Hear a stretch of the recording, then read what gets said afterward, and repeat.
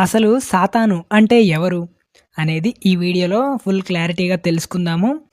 దేవుడు పరలోకాన్ని సృష్టించాడు. పరలోకంలో దేవదూతలను కలుగజేశాడు. నిత్యము దేవుని సన్నిధిలో స్తుతించి, ఆరాధించి దేవుణ్ణి ప్రేమించడానికి దేవదూతలనేవి కలుగజేశాడు. దేవదూతలు అనేవి పరలోకంలో పరిశుద్ధ స్థలంలో దేవుణ్ణి స్తుతించి ఆరాధించడానికి కలుగజేయబడినవి. ఈ దేవదూతలలో ప్రత్యేకమైన వాడు, అభిషేకించబడినవాడు ఒక కెరూబు లూసిఫర్ అనే దేవదూత ఉండేవాడు. లూసిఫర్ అంటే తేజో నక్షత్రం అని అర్థం.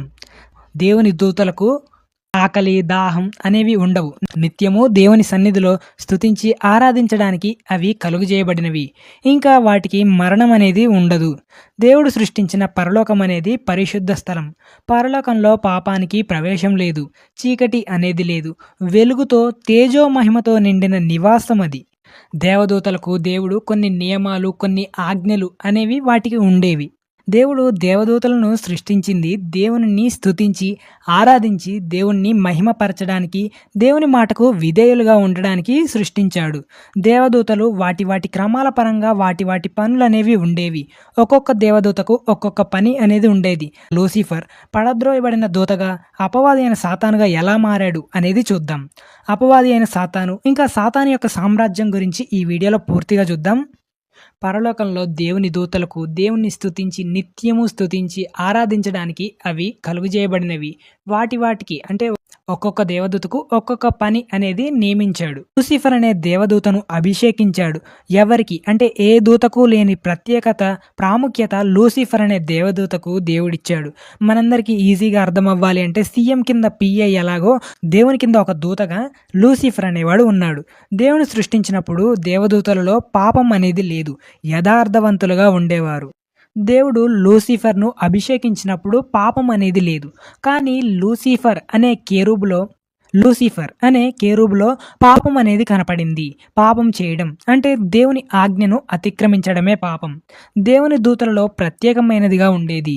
దేవుని సింహాసనంలో కూర్చోవాలనే ఆశ దురాలోచనగా మారి దేవుని దూతలలో ప్రత్యేకమైనదిగా ఉండేది. దేవుని సింహాసనంలో కూర్చోవాలి అని అంటే దేవునితో సమానమైన గౌరవం పరలోకంలో ఉండేది.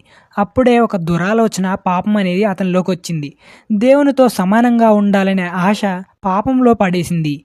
లూసిఫర్ కింద ఉన్న దేవదూతలు అంటే లూసిఫర్ దేవదూత కింద ఉన్న సైన్యాలు లూసిఫర్ వైపు తిప్పుకున్నాడు. దేవునితో సమానంగా ఉండాలనే ఆశతో పాపం అనేది ప్రవేశించింది. అలా కొన్ని దేవుని ఆధీనంలో ఉన్న దూతలు అనేవి ఆజ్ఞలకు కట్టుబడి ఉన్నాయి. మరికొన్ని దేవుని ఆజ్ఞలు పాటించకుండా లూసిఫర్ వైపు వెళ్ళిపోయాయి. దేవునికి విరోధంగా ఉండి మంచికి చెడుకి యుద్ధం అనేది అక్కడ ప్రారంభమైంది. ఇంకా దేవుని యొక్క దూతలకు యుద్ధం అనేది జరిగింది. ఆ యుద్ధంలో లూసిఫర్ ఓడిపోయి భూమి మీద పడద్రోయబడింది. లూసిఫర్ ఇంకా తనకు సపోర్ట్ చేసిన దూతలు ఇలా అపవాది అయిన సాతానుగా మారాడు. దేవుని ఆజ్ఞను అతిక్రమించి అపవాదిగా మారాడు. అపవాది అయిన సాతాను ఒక్కడే పరలోకం నుండి పడద్రోయబడలేదు. ఇంకా వాటి దూతలు లూసిఫర్కు సపోర్ట్ చేసిన దూతలు కూడా పడద్రోయబడినాయి పరలోకం నుండి. ఇలా సాతాను యొక్క సామ్రాజ్యం మొదలైంది. పాపము ఇక్కడి నుండి మొదలైంది. అంధకార సంబంధమైన దురాత్మలు, అపవిత్రాత్మలు అనేవి సాతాను సామ్రాజ్యం అనేది ఏర్పడింది. దేవుని ఆజ్ఞను అతిక్రమించాడు లూసిఫర్ అనే దేవదూత. దేవుని ఆజ్ఞ అతిక్రమించాడు ఈ లూసిఫర్.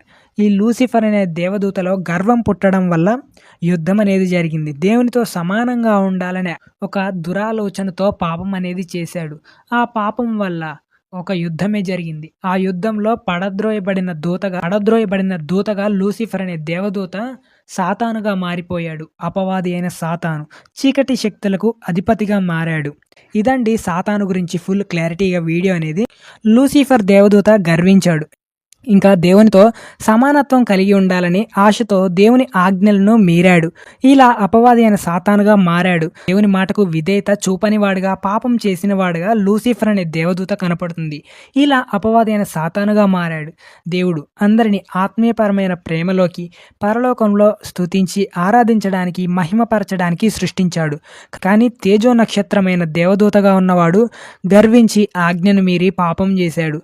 అందరినీ పూర్ణ మనసుతో ఒక ఒకరినొకరు ప్రేమించాలి అని దేవుడు సృష్టిస్తే దేవుని సృష్టిలో లూసిఫర్ సాతానుగా మారిపోయాడు. ఇదండి వీడియో అనేది. ఇలాంటి మరిన్ని క్రైస్తవ సంబంధమైన అంశాలు తెలుసుకోవడానికి ఈ ఛానల్ను సబ్స్క్రైబ్ చేసుకోండి. మరిన్ని అప్డేట్లు అనేవి వస్తాయి. నేను ఎప్పుడు వీడియో చేసినా మీరు ముందుగా చూసే అవకాశం ఉంటుంది.